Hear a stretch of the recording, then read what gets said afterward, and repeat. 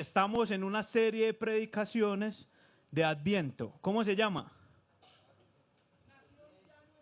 No, así se llama el rey, así se llama el libro. ¿Cómo se llama la serie de Navidad? La historia completa de la Navidad. Así se llama la serie de predicaciones de Adviento, la historia completa de la Navidad. Y quizás todavía nos preguntamos, ¿qué es el Adviento? ¿Recuerdan lo que Henry nos dijo que es el Adviento? Adviento literal significa venida y es un tiempo que la iglesia ha usado previo a la Navidad para prepararse para la llegada de Jesús, para la llegada de la Navidad. Es un tiempo para recordar que es más allá de una fecha, que diciembre celebramos la Navidad, pero no solamente por una fecha cultural, sino que celebramos una historia en la que Dios ha venido escribiendo hace mucho. Es un tiempo como para pausarnos, para abrir los ojos y el corazón, para prepararnos para Navidad, para el adviento, el advenimiento del Mesías que ya llegó, y creemos que en este momento estamos en un adviento preparándonos para la segunda venida de Cristo. Así que esto es Adviento en la serie que ¿cómo se llama? La historia completa de la Navidad. Y en estos días me llegó un mensajito, una publicidad de un supermercado que decía así: velitas, natilla y reunión familiar, la mejor decisión para Navidad. ¿Y será que eso sí es la mejor decisión para Navidad? ¿Será que de eso se trata de la Navidad? Porque le apuesto que más de uno ya tiene decorado la Navidad en su casa desde el 1 de noviembre, ¿cierto? Y nos preparamos con las luces y sabemos que Navidad es un tiempo para regalos, para natilla, para buñuelos, para tiempo en familia. Y todo esto es bien, ¿cierto? Todo esto es bueno, pero ¿será que de eso se trata la Navidad? O más bien, ¿de qué trata la Navidad? ¿Qué es lo que Dios demanda de nosotros como sus hijos en Navidad? ¿Cómo deben de estar nuestros corazones al celebrar la Navidad? Y eso es lo que vamos a profundizar hoy. Vamos a estar profundizando eso en las Escrituras, en Isaías 9. Y sabemos que hemos estado desde el 1 de diciembre en este librito, un capítulo por día, donde estamos viendo esa historia completa de la Navidad, y particularmente el texto que nos propone el libro es el texto que vamos a estar viendo hoy. Pero ya sabemos que estamos en la tierra prometida, según el contenido del libro. La semana pasada vimos la Navidad en el principio y estamos viendo la Navidad en la tierra prometida. Pero a este momento de Isaías hay un puente muy grande desde donde quedamos hace 8 días, que estuvimos hablando de la Navidad en el principio, particularmente en Génesis 3:15. Y Henry nos estuvo diciendo algo muy sorprendente, que la Navidad fue ahí, que no comenzó con el anunciamiento del ángel de que venía Jesús. No, la Navidad no empezó en el pesebre, sino que empezó mucho más atrás. Y les traje como este grafiquito un poquito de ayuda para ver a dónde estamos hoy, porque dejamos a Adán y a Eva y lo dejamos en una desolación, en esa desolación de ser expulsados del jardín, pero con una esperanza en la salvación, con una promesa, la promesa de un descendiente.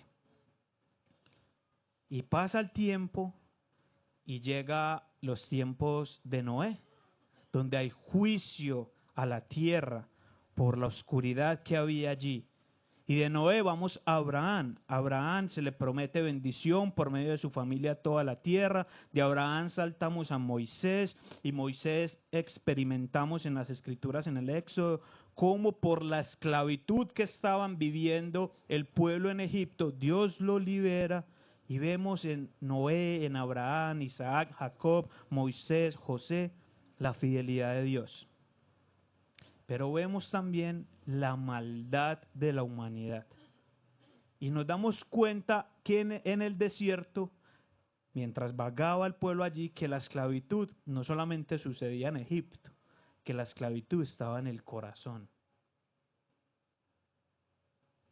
Llegamos al Éxodo y ya esta generación que vagó por el desierto muere y el pueblo de Israel empieza a ser liderado ¿por quién?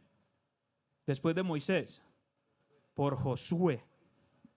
Y con Josué cruzan el río Jordán y llegan a la tierra prometida. Por fin, hogar. Por fin, descanso en la tierra prometida.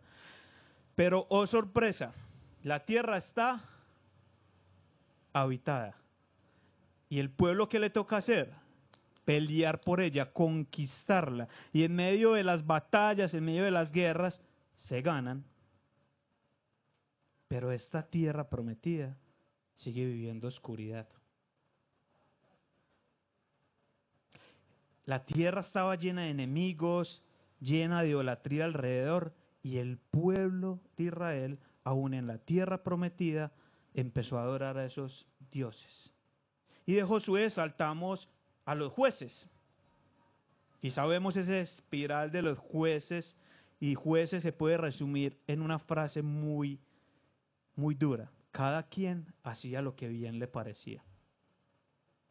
Y eran una y otra vez infieles a Dios. Pero Dios seguía mostrando su fidelidad. Después llegan los reyes, Saúl, David, Salomón, unos pocos buenos, pero muchos reyes malos. Y con cada mala administración en el pueblo, con cada mala decisión, Israel se sumerge en más y más oscuridad, injusticia, idolatría, explotación, violencia, abandono de Dios. Tanto que la nación termina dividida. El reino del norte, Israel, y el reino del sur, Judá. Y estos hermanos se vuelven enemigos a causa de la oscuridad en sus corazones. El pacto estaba roto, la sociedad quebrada, la moral destruida. Y aquí es donde nos vamos a detener un momento. Porque Israel ya estaba en la tierra prometida, pero no vivía ninguna de las bendiciones del pacto. Es como si siguieran expulsados del Edén. Entonces, ¿cómo estaba la tierra de Israel en ese momento que vamos a leer ahorita? Estaba oscura, desordenada, corrupta, gobernantes que amaban el poder, pero no la justicia, pueblos enemigos alrededor, presionándolos. Asiria, este gran imperio, se estaba levantando, avanzando, devorando las naciones, violencia en las calles, idolatría en los hogares, desesperanza en los corazones.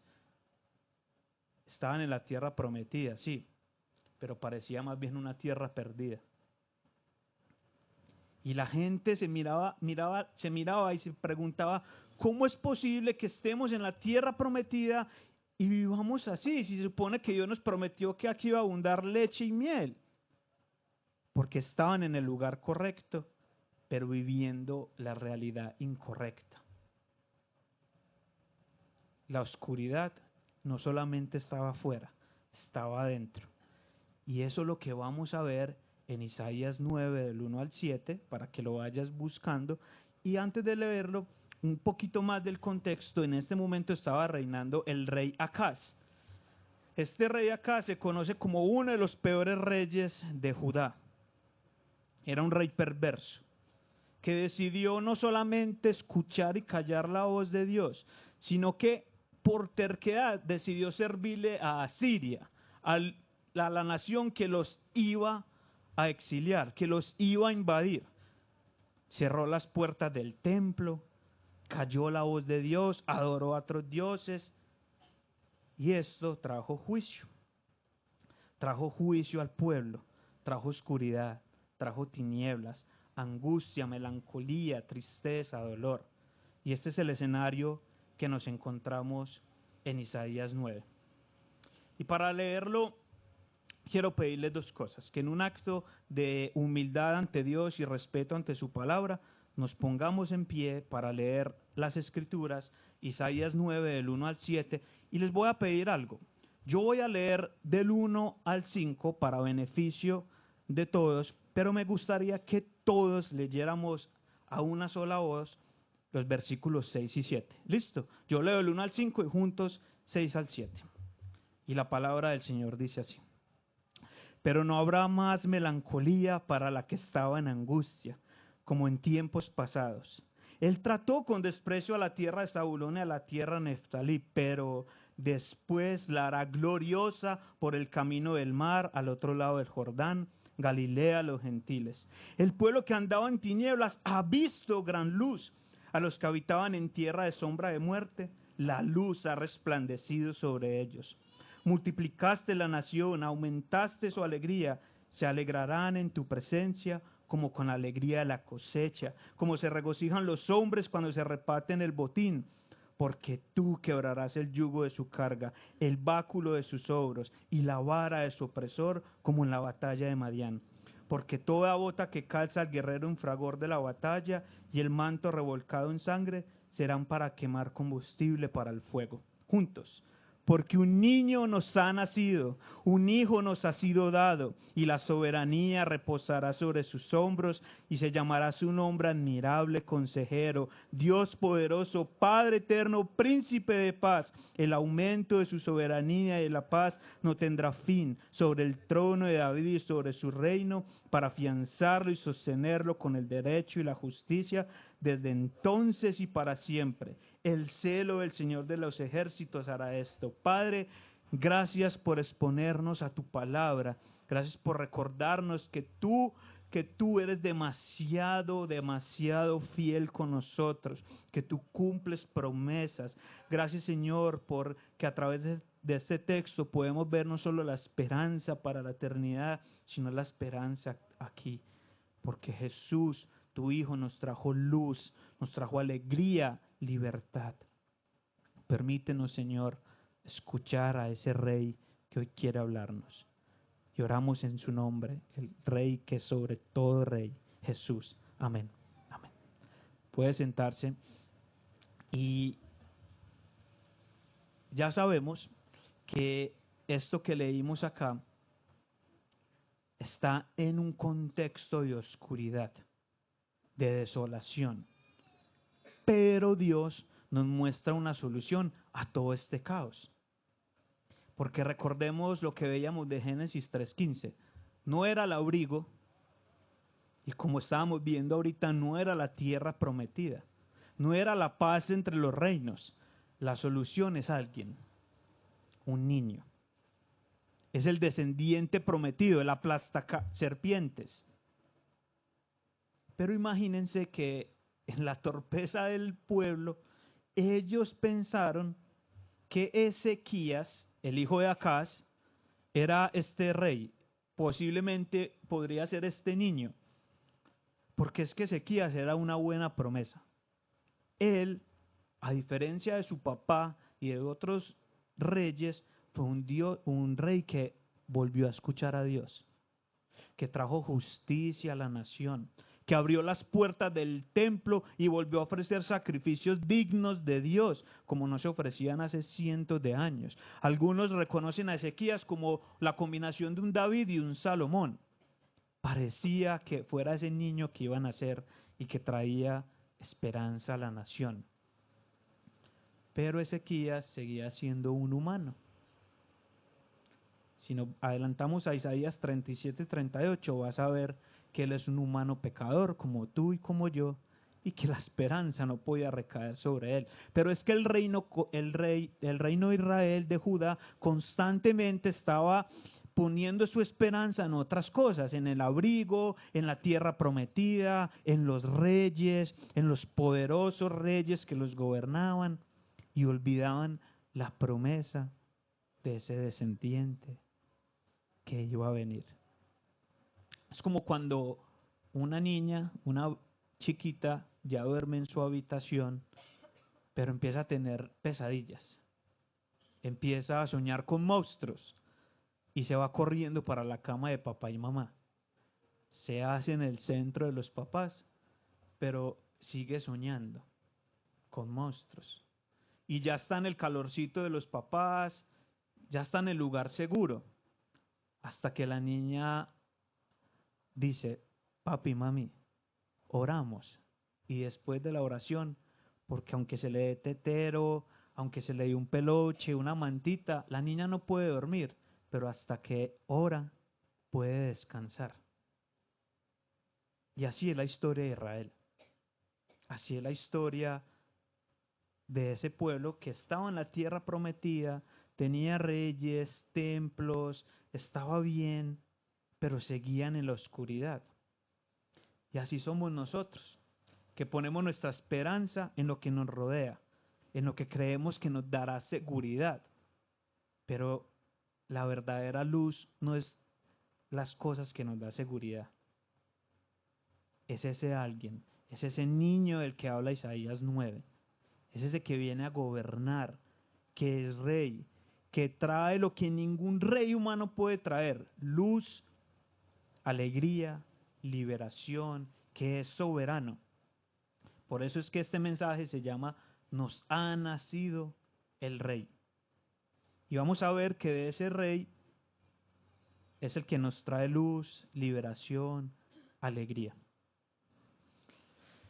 Y antes de Isaías 9 tenemos el capítulo 8 y el versículo final de Isaías 8, el versículo 22, acompáñenme ahí, nos recuerda: después mirarán hacia la tierra y verán tribulación y tinieblas, lo sombrío de la angustia, y serán lanzados a la oscuridad. En medio de esa oscuridad aparece Isaías 9 con un pero. Y a mí me encantan los peros de la Biblia, porque cambia todo. Pero la historia iba a cambiar. Toda la historia iba a cambiar con el nacimiento de ese niño, con el nacimiento del rey, del Mesías, el que aplasta la cabeza de la serpiente, el que traería luz. Así como cuando todo es oscuridad, prendemos el bombillo y ¡boom!, luz. Pero ustedes no piensan como yo qué significan estas tinieblas, porque el texto nos dice oscuridad, tinieblas, melancolía, y en este contexto en el que estamos, los profetas usaron esta palabra tinieblas y oscuridad para referirse al juicio de parte de Dios, el juicio por su desobediencia, por las consecuencias de ese juicio, que traería dolor, angustia, opresión, miedo y desesperanza. Y la luz representa salvación, restauración, liberación. Entonces, podemos decir, tinieblas era ese juicio y las consecuencias del pecado, pero la luz es luz y esperanza. Porque vemos en las Escrituras que Dios por varios tiempo permitía que el pueblo sufriera por sus consecuencias, pero no para siempre. Siempre, por honor a su propio nombre, les traía paz, libertad, luz. Y tal vez alguno de ustedes hoy está sufriendo las consecuencias del pecado, de tu propio pecado. Tal vez por tu desobediencia hoy estás sufriendo, pero hay una esperanza muy grande. No va a ser así para siempre. El Señor va a traer luz a esa oscuridad. Y hay que aclarar algo: no siempre que sufrimos es a causa de nuestro pecado. Sufrimos por el pecado de otros, sufrimos porque este mundo mismo está caído, está en tinieblas. Pero hay una buena noticia para ti y para mí. Tú y yo podemos clamar como David en el Salmo 27: Señor, tú eres mi luz, tú eres mi salvación. Y sabemos que había mucha oscuridad por lo que les decía de Acaz, por lo que Acaz reinaba de una manera muy injusta, muy lejana a Dios. Y por su desobediencia, por su terquedad, porque Dios le advertía que Asiria iba a llegar a invadirlos, pero él no le hizo caso. Eso es como cuando a uno le decían de muchacho: no se meta por ese barrio, que no es tan bueno. O cuando le dicen a una chica, no se meta con ese muchachito que no le va a traer cosas buenas. Y uno se terminaba metiendo al barrio y terminaba mínimo atracado. Y la muchachita se metía con el muchacho y termina mínimo con el corazón roto. Porque somos tercos, así como acá tú y yo. Porque muchas veces ignoramos las advertencias y eso trae consecuencias. Y así estaba Israel, como les decía, en la tierra prometida, pero terquitos, tercos, desobedeciendo.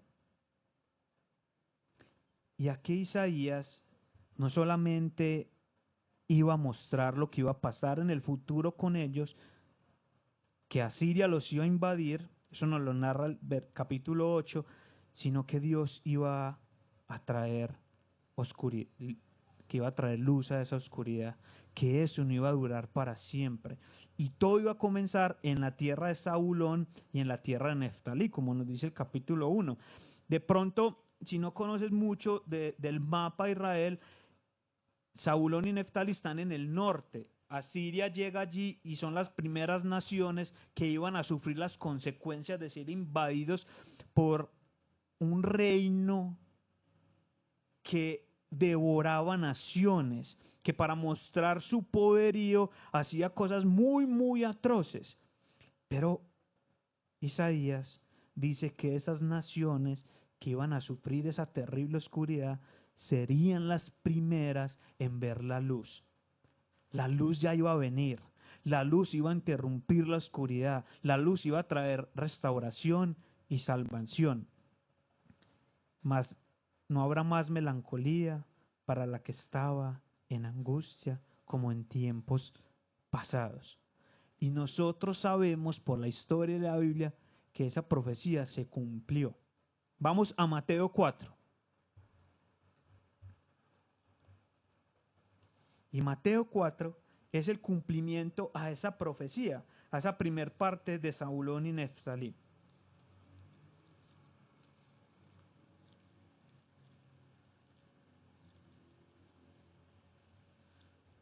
Dice Mateo 4 del 13 al 16. Saliendo de Nazaret, fue a vivir a Capernaum, que está junto al mar, en la región de Zabulón y de Neftalí, para que se cumpliera lo que fue dicho por medio del profeta Isaías, cuando dijo: tierra de Zabulón y tierra de Neftalí, camino del mar al otro lado del Jordán, Galilea de los gentiles. El pueblo asentado en tinieblas vio una gran luz, y a los que vivían en región y sombra de muerte, una luz resplandeció. Ya sabemos que Dios cumple promesas, porque lo que prometió 735 años más o menos por allá en Isaías los cumplió con la venida de Jesús, porque fue en la tierra de Zabulón y Neftalí donde Jesús comenzó su ministerio, a proclamar arrepentimiento, a proclamar que el reino de Dios se había acercado. Pero eso no solamente es para ellos, toda la humanidad necesita esa luz, nosotros también, porque hace 8 días vimos como la consecuencia del pecado nos llevó a la muerte, nos llevó a las tinieblas y necesitamos la intervención de Jesús en nuestra oscuridad, en las tinieblas que nos llevan a nuestras propias decisiones. Fue lo mismo que vivió Adán y Eva. Ellos merecían ser agobiados hasta el final de sus vidas por las tinieblas, pero la luz los interrumpió, el abrigo de Jesús los cubrió y les prometió salvación. Y no solo a ellos, sino a ti y a mí. Por eso Jesús es ese Rey que trae luz, que viene a nosotros hoy de la misma manera, que viene a interrumpir nuestra oscuridad. Y esa luz no solamente nos alcanza, sino que nos transforma, nos prepara para algo mucho más. Porque es que ese Rey no solamente vino a traer luz, no solamente nos ilumina, sino que también trae alegría, nos libera. Y eso nos lleva a que este Rey Jesús trae alegría y liberación. Y el versículo 3 nos dice que habrá alegría. Y no solamente por la multiplicación de las personas, porque recordemos que el pueblo de Israel había sido tan impactado en violencia que las personas se habían reducido, el pueblo se había reducido. Pero no solamente en número de personas, sino también en prosperidad. Muchas gracias, Joy. Me acuerdo de tomar. El pueblo no solamente había sido reducido en número, sino también en prosperidad, en gozo, en todo lo que ellos valoraban. A causa de esta conquista de Asiria, perdieron todo eso. A causa del pecado propio y de las otras naciones, mucha gente murió, pero esa luz iba a llegar, iba a traer salvación. Y Dios prometió que Él mismo los va a restaurar y eso traería alegría, gozo. Isaías nos muestra dos metáforas para hablarnos de esa alegría, ¿notaron? Alegría como la que trae la cosecha. Yo no crecí en un ambiente de agricultura, no sé si ustedes, tal vez alguno de ustedes sí, pero sí sabemos lo que trae la cosecha para los sembradores, para los campesinos, porque es que la cosecha representa el resultado de un trabajo arduo, pero también representa el sustento para ellos, eso les trae alegría.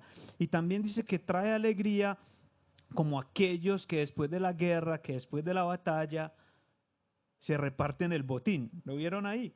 En el versículo 3 al final. Eso es como cuando un equipo que queda campeón celebra en el camerino porque quedó campeón. El rey traería alegría. Pero hay algo muy clave. La alegría no era tanto por el giro que cambiaba la nación. La alegría venía por quien trajo esa libertad. Por la alegría de que Dios les traía libertad. Porque acuérdense, no es el abrigo, no es la tierra prometida. Es el gozo del que trae el abrigo, es gozo por aquel que prometió la tierra que fluye leche y miel. Y el verso 3 nos lo corrobora, se alegrarán en tu presencia. Porque tú, versículo 5, quebrarás el yugo de su carga, el báculo de sus ogros y la vara de su opresor. Esa iba a ser la fuente de alegría del pueblo, Dios mismo, porque Él rescata, porque Él libera. Y el gozo es tan grande que quiebra ese yugo, ese yugo pesado, ese yugo que el opresor había puesto. Por eso hay tanta alegría.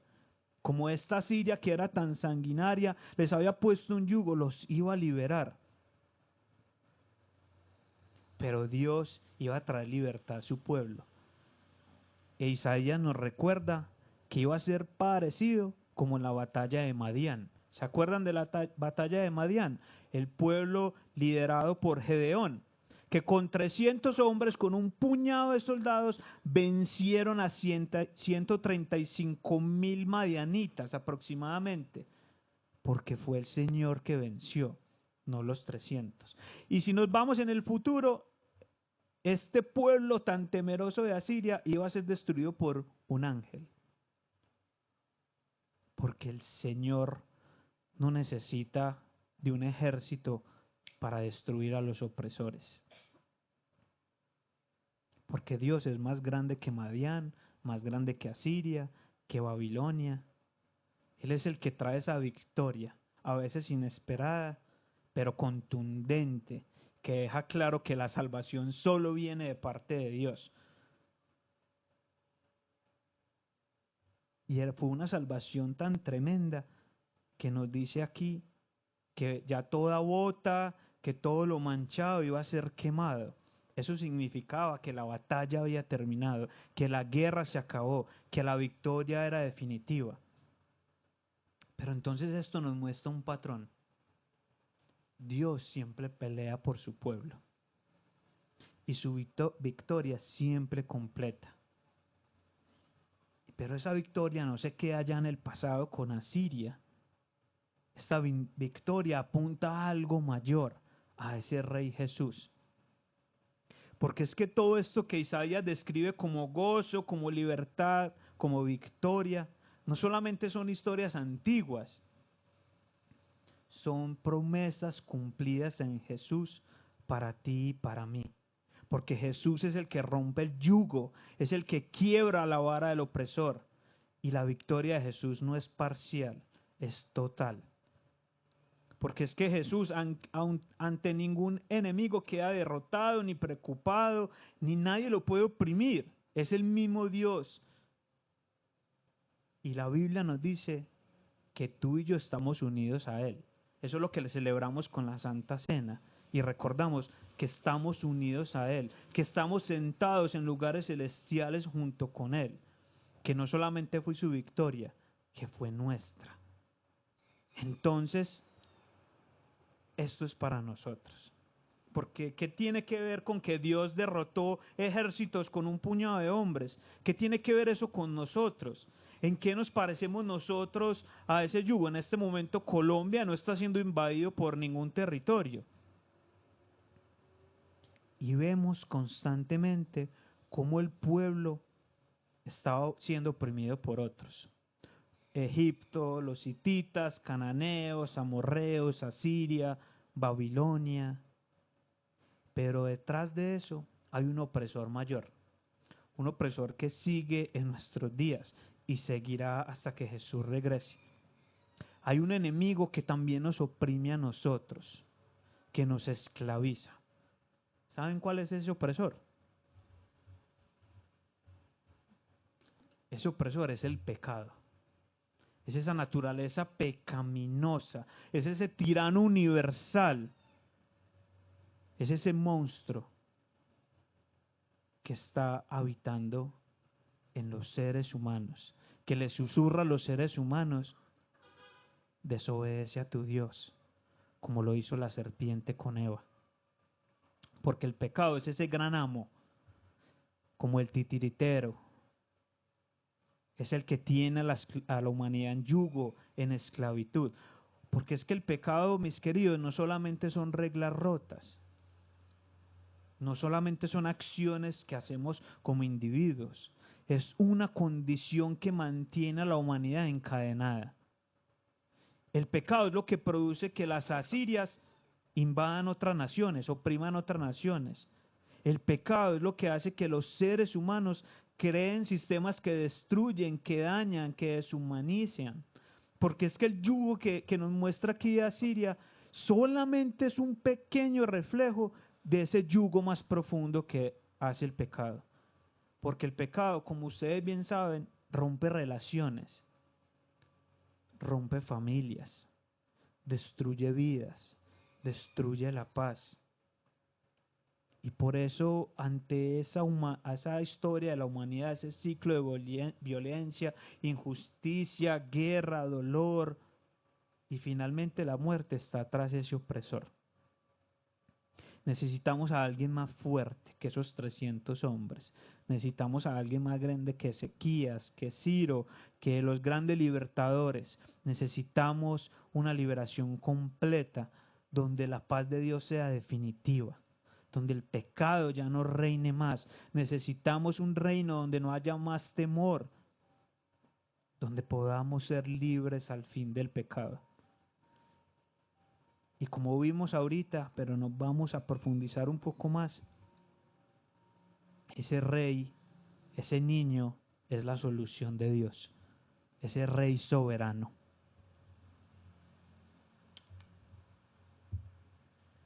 Y ustedes notan algo muy interesante, y es que Isaías está hablando como si esto estuviera sucediendo en el presente.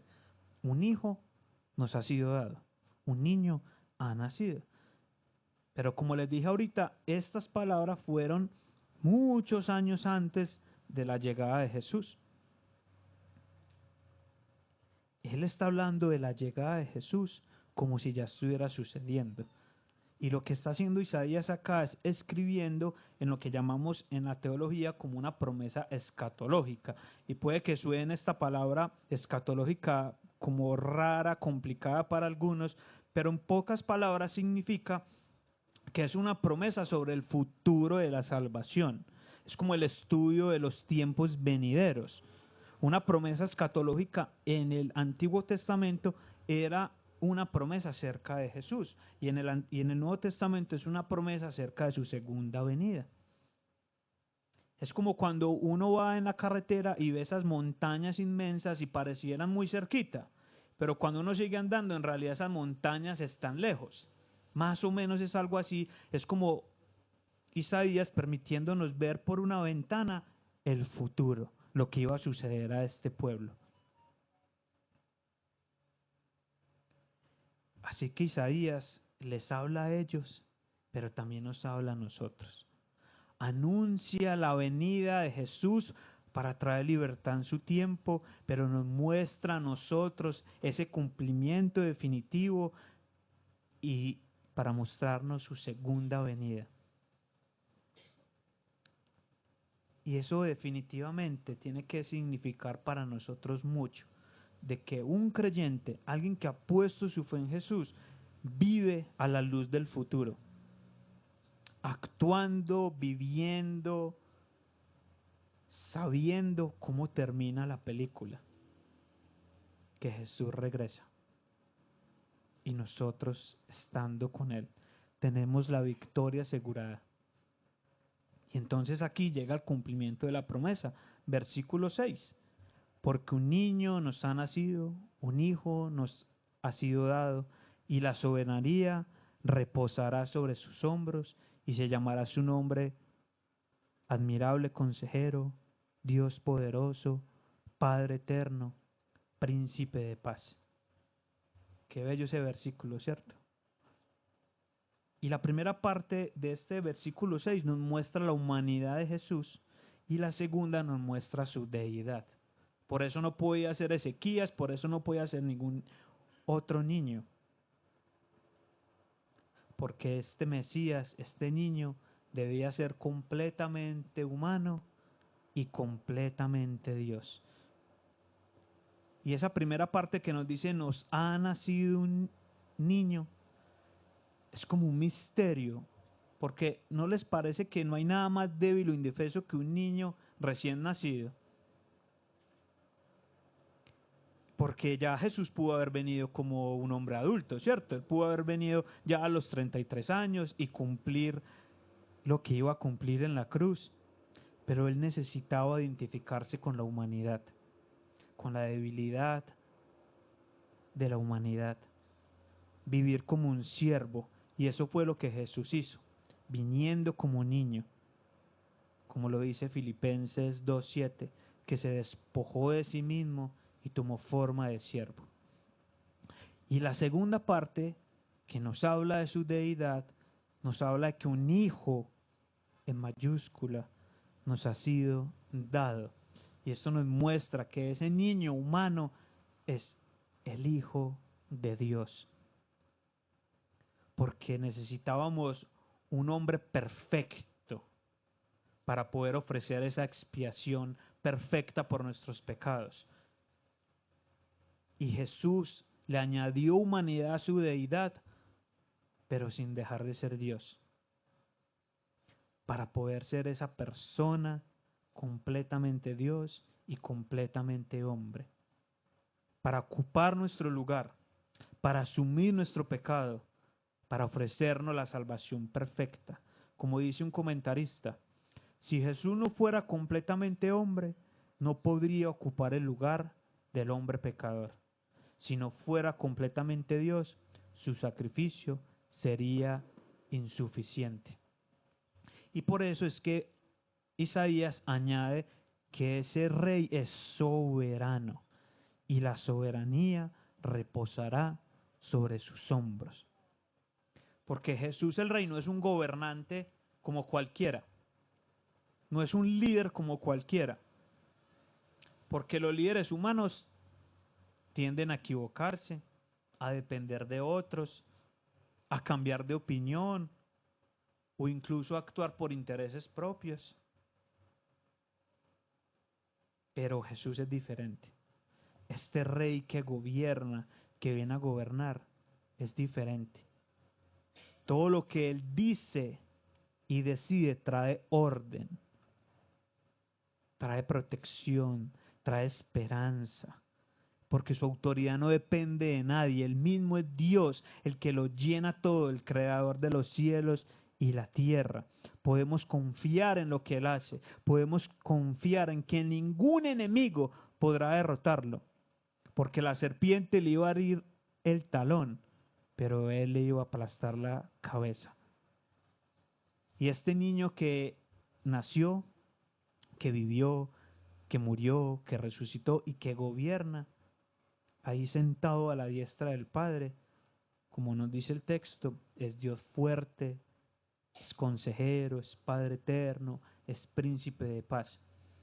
Y estos títulos no solamente nos hablan algo de lo que Él es, sino que nos refleja la plenitud de su carácter, que es soberano, que es el rey que gobierna. Nos muestra que su soberanía es perfecta. Y vamos a ver un poco de estos títulos. Admirable consejero. Él es un consejero perfecto. Porque estamos en un mundo lleno de engaños, ¿cierto? De traiciones, de consejos vacíos. ¿Y a quién podemos acudir? Y seguramente podríamos acudir a los horóscopos, a amuletos, a rituales, a sabiduría humana, pero nos vamos a encontrar con la realidad de que siempre esto va a fallar. Pero solo en Jesús encontramos guía segura, dirección. Así que podemos dejar de depender de nuestra propia vista, que también es muy nublada. Podemos dejar de confiar en nuestras decisiones fallidas o en lo que otros nos dicen. Y podemos filtrar a través de las Escrituras, a través de la palabra de Dios, de ese admirable consejero, porque es el que nos entiende, nos guía, nos creó. Pero también este niño es Dios fuerte. Cuando las relaciones fallan, cuando la salud nos agobia, cuando los planes no salen como queremos, cuando sentimos que todo se derrumba, encontramos en Jesús esa roca firme, esa roca inquebrantable, porque Él no cambia, porque Él vence, porque Él sostiene todo. Y por eso es que en medio de las dificultades podemos descansar en Él, porque Él es Dios fuerte, porque nos promete que aunque a veces el yugo parece pesado, Él es suficiente para quitarnos ese yugo, porque nos garantiza seguridad y nos permite caminar confiados. Y también ese niño, Jesús, es Padre eterno.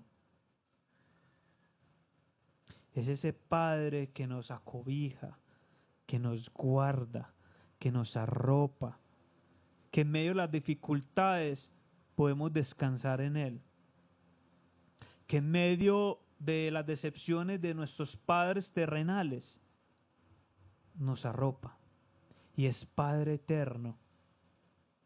Y donde hemos fallado nosotros también como padres, Él viene a ser Padre para nuestros hijos e hijas. Y también este Jesús, este niño, este rey, es príncipe de paz.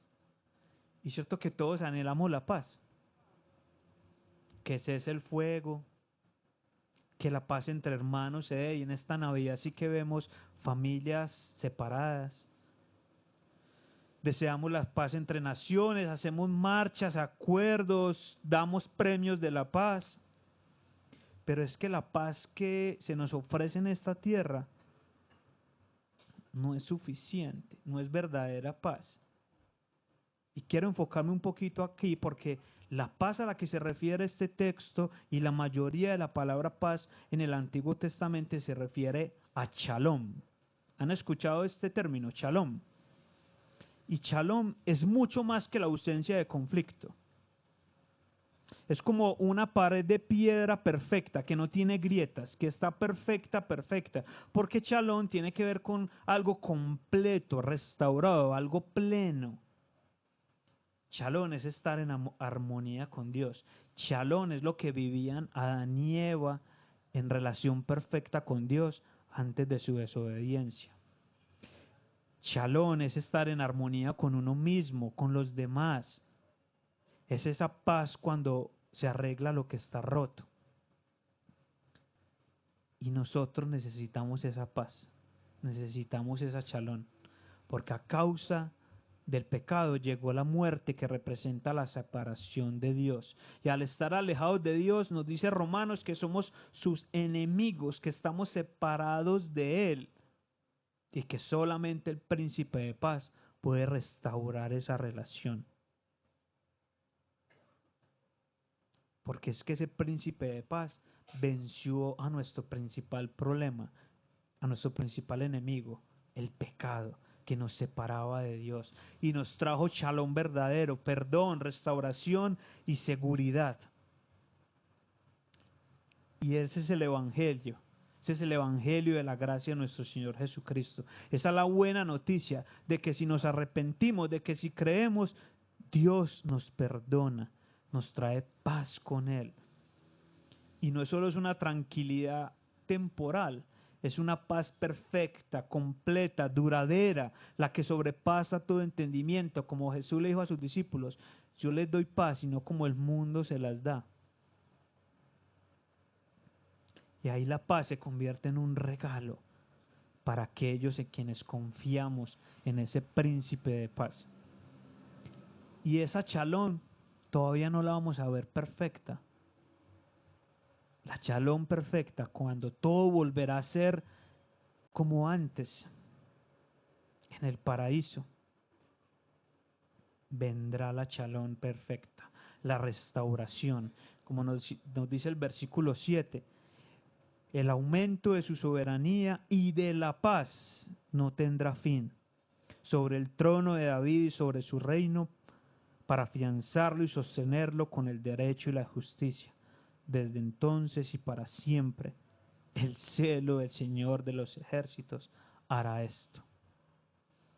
¿Y esto qué significa? Que todo lo que está fragmentado, roto en este mundo, todo lo que sufre, todo lo que está quebrado en nuestra vida, estará puesto bajo su autoridad. Será restaurado, que no hay límite para su justicia, para su derecho, para su paz. Y esto se hará en ese trono prometido de David, porque si vemos la línea del Mesías, cumple esta promesa. Porque ese es el cumplimiento de la promesa hecha en Isaías, hecha en los profetas. No es como una idea vaga, lejana, porque él mismo asegura justicia, paz, restauración. Y esto nos invita a hacer adviento por su regreso, a anhelar su venida, a vivir confiados y expectantes, a dejar que Jesús gobierne nuestras vidas. Ahora, a disfrutar ese anticipo de shalom día a día, a disfrutar de esas misericordias que se renuevan cada día. Porque es que esta promesa no solamente es una promesa futura, es un llamado a acercarnos a Él hoy, a confiarle en nuestras vidas, a vivir bajo su paz hoy, mientras esperamos el cumplimiento de su reino. Así que, mis queridos, mi familia, mis amigos, todo esto que Isaías nos muestra del Rey, de Jesús, que trae luz, que trae alegría, que trae liberación, que es soberano, que trae perfección, que trae paz, que trae shalom, que su reino no tendrá fin. Eso no solamente es una promesa lejana. Nos recuerda que Jesús ya está en control, que su gobierno es perfecto, que es eterno, que es absoluto.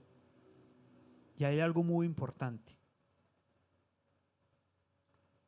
Él quiere gobernar hoy en nuestras vidas. Porque es que la Navidad no se trata tanto de adornar casa, de regalos. La Navidad no se trata tanto de buñuelos. Sí, eso es muy bonito. ¿Se acuerdan que al principio les pregunté de qué trata la Navidad? La Navidad trata de que el Rey de Reyes gobierne tu vida, gobierne mi corazón, gobierne tu corazón. Para eso nos preparamos en Navidad, para eso celebramos, para someternos a Él. Ese es el verdadero propósito de la Navidad.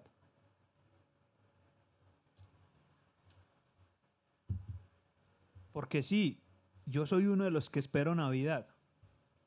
Me encanta la Navidad, me encanta compartir con mi familia. Cumplo años también en diciembre. Y al igual que yo sé que muchos de ustedes les encanta la Navidad, les encanta celebrar. Damos regalos, ponemos luces, adornamos el árbol, compartimos con amigos, con familia, pero el Rey está reinando en tu vida en esta Navidad. ¿Quién está gobernando tu billetera? ¿Tú o el Señor? Tus hábitos, tu carácter, tu tiempo, ¿están limitados a su reino o a tus impulsos? Celebramos la Navidad, pero ¿quién está gobernando tu sexualidad? ¿Dios o tus deseos? ¿Quién está gobernando en tus relaciones familiares? ¿Con tu pareja? ¿Con tus hijos? ¿Están bajo la palabra de Dios? ¿O simplemente haces lo que te da la gana? ¿Cómo estás tomando tus decisiones de estudiar, de trabajar, de servir? ¿Estás dejando que ese consejero sea tu guía? Porque si no nos rendimos al Rey en esta Navidad, los villancicos, las luces se convierten en una fiesta pagana. Porque no solamente celebramos el nacimiento, es dejar que ese niño que creció se convierta en tu Rey, que gobierne tu vida. Esa es la verdadera Navidad, esa es la verdadera paz, ese es el verdadero chalón. Que todo, absolutamente todo, esté bajo el gobierno de Dios, porque es que así es que tu vida y mi vida van a tener gozo y paz a pesar de que hayan circunstancias difíciles. Así que celebra la Navidad, pero celébrala dejando que el Rey gobierne tu vida. Y antes de tomar hoy la Santa Cena, vamos a orar, vamos a darle honor al Rey cantándole. Y quiero que pienses ahí mientras oras, ¿cuál es esa área de tu vida que necesita rendirle en esta Navidad y por siempre al Rey? Y que podamos descansar en ese Cordero inmolado, que dio su vida por ti y por mí, para que al entrar en su gobierno podamos celebrar su nacimiento. Padre, te damos muchas gracias porque el Rey nació, porque el Rey vino a quebrar la oscuridad, las tinieblas, porque la luz nació, porque el Rey vino a traernos paz contigo. Gracias porque nosotros no podríamos haberlo hecho. Nosotros no podríamos haber sido capaz de reconciliarnos contigo. Y Jesús fue inmolado y Jesús fue entregado. Y ese es el que nos sostiene y ese es el que nos trae reconciliación contigo y te damos muchas gracias por eso. Y te pedimos, Señor, que nos ayudes a identificar en nuestras vidas cuáles son esas áreas que necesitamos rendir a ese Rey, a ese poderoso Salvador, a ese Príncipe de paz. Por favor, que tu Espíritu Santo nos ayude a ver nuestro pecado, a ver qué es lo que nos está oprimiendo, qué es lo que nos está trayendo el alejarnos de ti.